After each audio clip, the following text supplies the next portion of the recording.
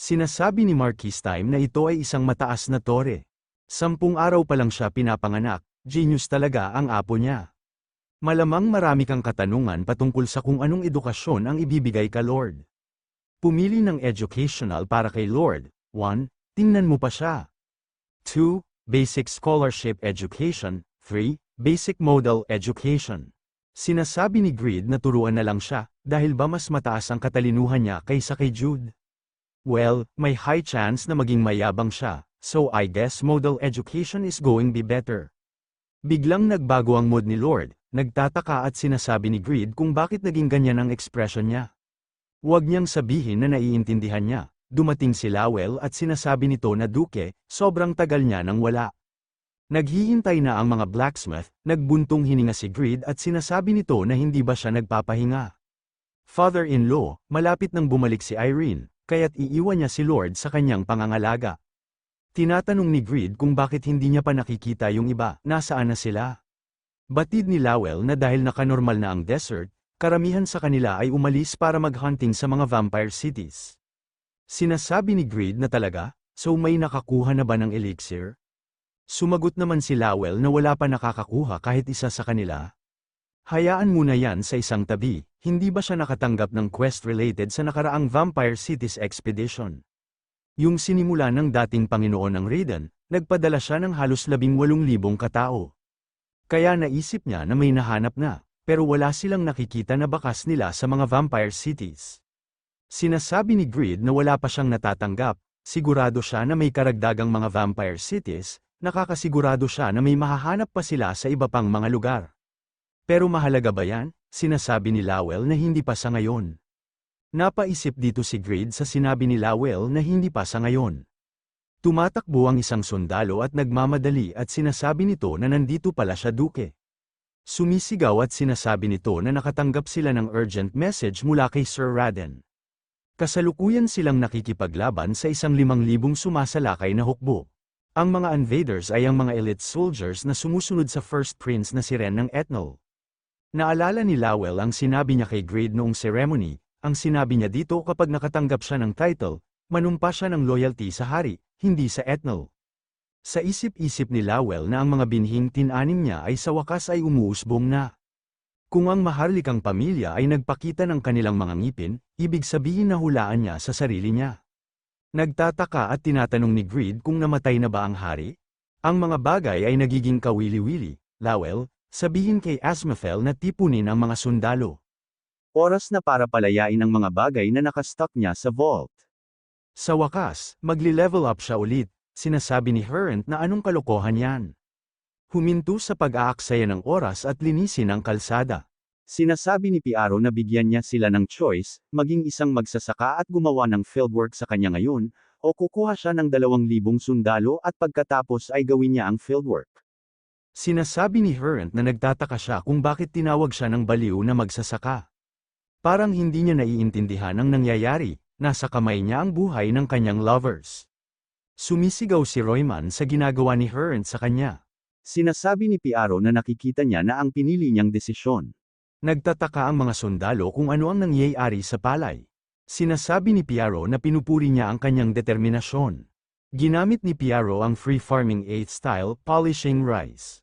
Sumisigaw ang mga sundalo, sa isip-isip ni Herent na natalo niya sa isang atake ang 2,000 subordinate niya. Paano nakakagamit ang isang magsasaka ng isang kasanayan na katulad sa meteor ng legendary great magician?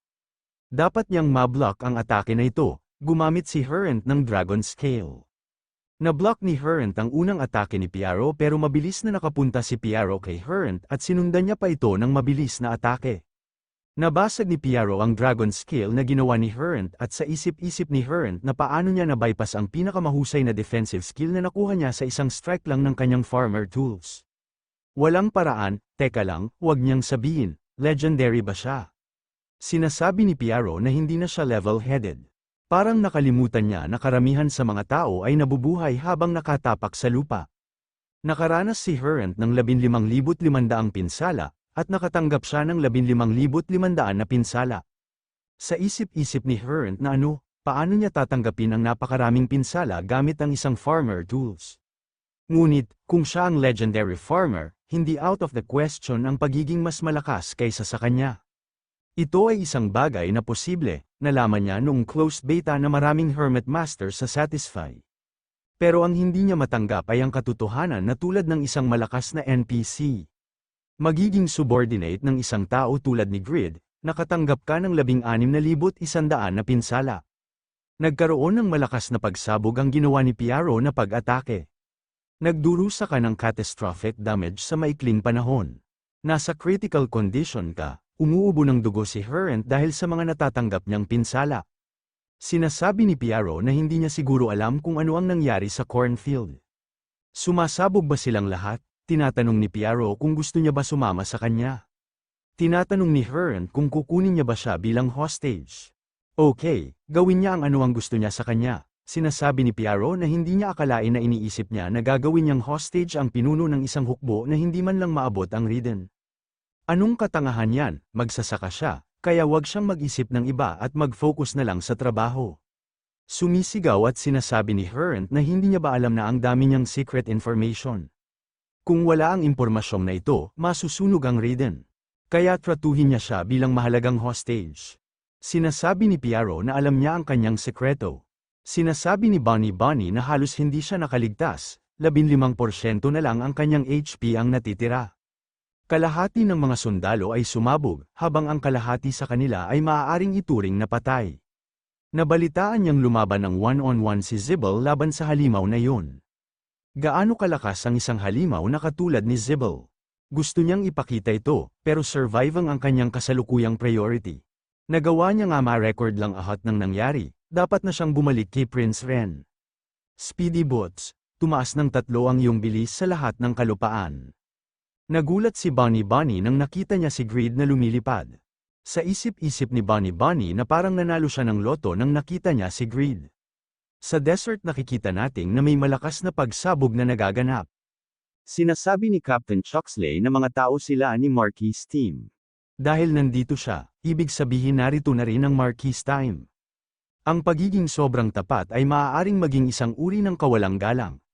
Gusto niya siyang pagalitan, pero mas gumagana ito.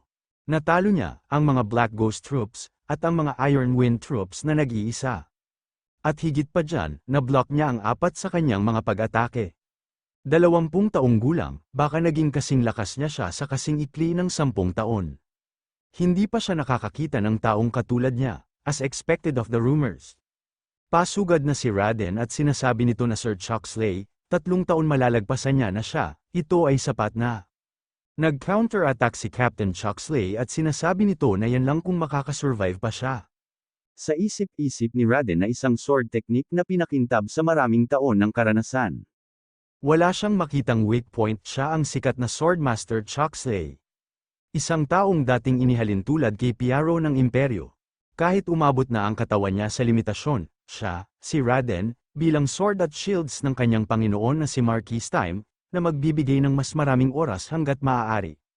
Sinasabi ni Raden na hindi kita hahayaang gumawa ng isang hakbang pa. Nag-counter-attack si Captain Chuxley at inatake si Raden sa likod.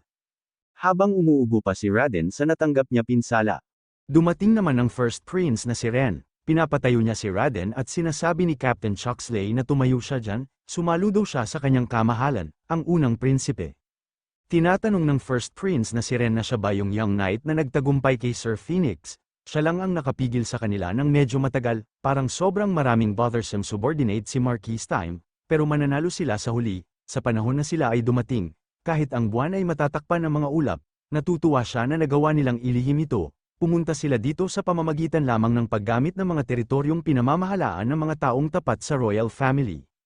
Bigyan niya sila ng huling pagkakataon, kung aminin niya ang kanyang mga pagkakamali, patawarin niya ang kanyang mga kasalanan at tatanggapin siya bilang kanyang subordinate. Siya ay mamamayan ng Ethnal, ang tamang bagay na dapat niyang sundin ay siya, ang magmamana ng royal family. Sinasabi ni Raden na naaalala niya ba noong sinalakay ng mga halimaw at barbaro ang Hilaga. Sa sandaling yun, sumuko ang royal family sa north at pinutol ang kanilang suporta. Ang nagprotekta sa kanilang lupa at pinagsama-sama ang hilagang teritoryo ay si Marquis Time. Maging ang hari ay tumalikod na sa kanila, Si Marquis Time lang ang sumagot sa kanilang mga paghihirap at pag-iyak. Lahat ng mamamayan ng hilagang teritoryo ay sumumpa ng kanilang loyalty sa kanya. Ang kanilang tagapagligtas, wala silang dahilan para tanggapin ang kanyang proposal.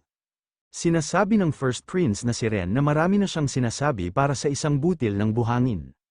Sir Choxley, patayin mo siya, sinasabi ni Captain Choxley na masusunod kamahalan.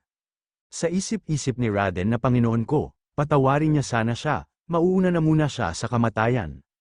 Nagulat naman dito si Raden na may biglang may umatake kay Captain Choxley. Hindi makapaniwala si Captain Choxley at sa isip-isip nito na isang golden hand na maaaring lumipad at umatake ng mag-isa. Sino ang may gawa nito? Si Greed pala ang dumating at sinasabi nito na sa kabila ng katotohanan mas malayo ang kanyang teritoryo, at madami sila. Wala silang kwentang grupo, hindi makapaniwala si Raden na dumating si Greed at napapasigaw pa ito na Duke Greed. Lahat ng mga sundalo ni Marquis Time ay sumisigaw sa sobrang saya. Sa isip-isip ng First Prince na si Ren na ang pagpapakita lang niya sa mga sundalo, bigla tumaas ang kanilang moral. Commoner lang siya. Name, Feral Shah Eva Devon, level 305. Name, Choxley Locan. Level 313, bumaba na si Greed at sinasabi nito na level 300 Knights. Hindi na masama, mga elites talaga sila. Sinasabi ni Greed kay Raden na masyado siyang mahina. Nagtataka siya kung bakit malaki ang tiwala sa kanya ng kanyang father-in-law. Humihingi naman ng paumanhin si Raden, sinasabi ni Greed na ang average na level ng kanyang mga sundalo ay 110. Ang average na level ng mga tao ng Royal Army ay 130. Kaya niya ba silang labanan? Pinapaubaya niya sa kanya ang mga karaniwang sundalo. Pag nagkamali siya, mamamatay ang nasasakupan niya. Sinasabi ni Raden na naiintindihan niya Duke. Natatawa at kinikilig pa si Bonnie at sa isip-isip nito na sobrang worth it ang pagtakbo niya dito. Halos na-miss niya ang starting scene, Greed, kahit sikat siya, dahil overgeared siya, mas maraming haters siya kesa mga fans. Kung isa sa alang-alang na siya ay lumitaw sa isang desperado na sitwasyon, nangangahulugan yon na siya ay isang ipinanganak na kalaban. Nakikita niya at naamoy niya na ang pera, magbablog muna siya at magsasalita siya ng malapitan. Iiwan niya ang camera dito. Sinasabi ng isang sundalo na siya ang tao na lumitaw sa panahon ng Reinhardt invasion. Medyo malakas siya, magiging okay ba sila? Sa isip-isip ng First Prince na si Ren na nagsisimula ng matakot ang kanilang mga sundalo. Kailangan niyang baligtarin ang atmosphere. Sinasabi ni Captain Choxley na noong Golem invasion, kulang pa siya, kaya tinitignan niya lang siya mula sa malayo. Pero ngayon, masasabi niya na mas malakas siya kaysa sa version niya. Nakuha niya pa ang title ng Swordmaster, nagpapasalamat siya sa pagdating niya mag-isa na hindi naman na-realize ang sitwasyon. Naalala niya bigla ni Greed si Piaro dahil sinabi ni Piaro ang salitang na siya ang Swordmaster. Nakangiting sinasabi ni Greed na nakakatouch siya sa mga alaala na hanggang ngayon ay nararamdaman niya pa rin. Nilabas ni Greed ang blade niya na si Iarot, biglang umatake si Captain Choxley at hindi makapaniwala na madali lang ni Greed na iwasan ang pag-atake niya. Sa isip-isip ni Captain Choxley na ang bilis, balak niya sana atakehin ang kanyang weak point. Pero hindi niya akalain na maiiwasan niya agad ang trajectory ng sword niya. Sinasabi ni Greed na akala niya ba naglalaro lang siya habang lumalakas siya. Masyado siyang nagsasalita para sa isang walang kwenta. Tinatanong ni Captain Choxley na ano ibig sabihin niya na walang kwenta. Sa isip-isip ni Greed na gumugol siya ng maraming oras sa pag-iisip kung paano madaragdagan ang kanyang pangunawa sa blade na ito. Pero dahil nakakaunawa siya ng lubos sa myth-rated weapon na Liefe's Spear, hindi masyadong mahirap unawain ang bagay na ito. Ngayon, hindi niya na kailangan ng Black Transformation para gamitin ang bagay na ito. Sinasabi ni Greed sa kanyang blade na si Iarot na yogurt kung handa na ba siya. Napapamura at sinasabi ng blade na si Iarot na wag niyang palitan ng pangalan niya dahil lang na mahirap itong bigkasin. Iarot ang best sword sa impyerno. Sinasabi ni Greed na anyways, sabi ng kalaban siya ay isang swordmaster, kahit natalo siya sa farmer tools, hindi siya matatalo sa isang sword. Ilabas na nila ang sama ng loob nila yogurt, magiging swordmaster siya ngayon.